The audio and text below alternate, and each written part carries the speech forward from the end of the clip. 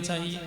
सो महाराज जाकर के वसुदेव जी के संग में विवाह फिक्स कर दिया, तय कर दिया। और विवाह करके विदाई के समय मन ही मन सोचने लगा, महाराज कि सारी जनता मुझे पापी कहती है, दुराचारी कहती है, और आज ये सुंदर समय है कि इनके मन से यह भ्रांतियां निकाल दें। सो महाराज स्वयं रथ पर आरूढ़ हो गया और आज रथ को हाँकने लगा। विदाई में महाराज कंस भावुक होने लगा। सारी प्रजा कह रही है, अरे देखो तो सही, अरे बहन जिसके विषय में हम लोग इतना गंदा सोच रहे थे कि कितना पापी है, भ्रष्टाचारी है, लेकिन देखो तो सही अपनी बहन के विवाह में, अपनी बहन की विदाई में कितना भावुक हो रहा है ये। देवताओं ने सुना महाराज यदि जनता इसके बारे में, इसके प्रति अच्छा समझ लिया तो महाराज सब गड़बड़ हो जाएगा। इसलिए आकाशवाणी हो गई कि अस्यास्तामष्टमो गर्भो हंसायाम हंतायाम बहसे बुधा। ऐ दुष्ट कंस, जिस बहन की विदाई में तू इतना भावुक हो रहा है, इसी बहन का 8वां लाल तेरा काल बनेगा। और जो सुना आकाशवाणी को तो रथ से कूद गया महाराज और देवकी के केस को पकड़ करके जमीन पर पटक दिया और खड्ग निकाल करके मारने के लिए उद्यत भया। सो वसुदेव जी जाकर के चरणों में गिर पड़ते हैं, हाथ को पकड़ लेते हैं और कहते हैं, प्रभु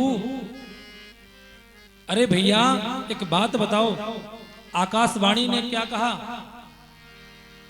कि तेरी बहन का 8वां लाल तेरा काल होगा, इसमें इस देवकी की कौन सी गलती?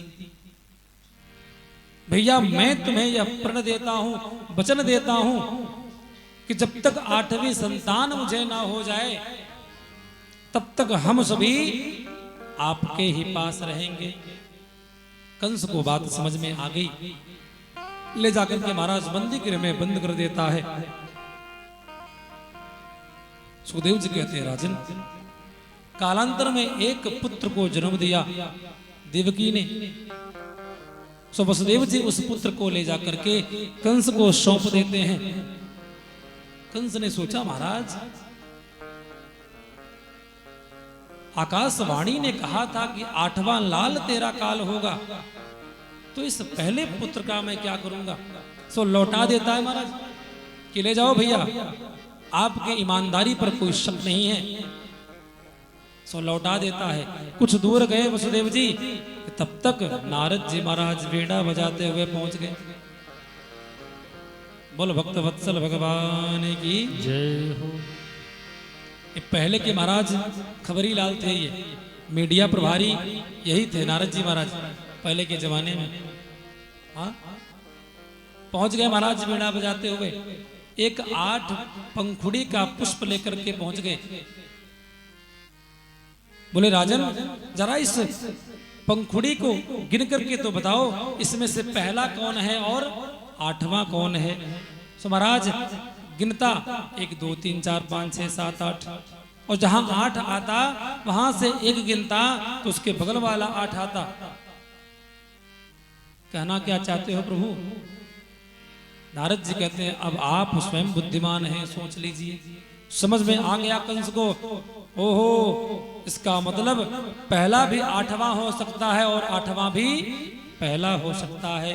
सो बुलाया वसुदेव को और उस बालक का पैर पकड़ करके एक विशाल खंड पर पटक देता है। सो गोविंदाय नमो नमः।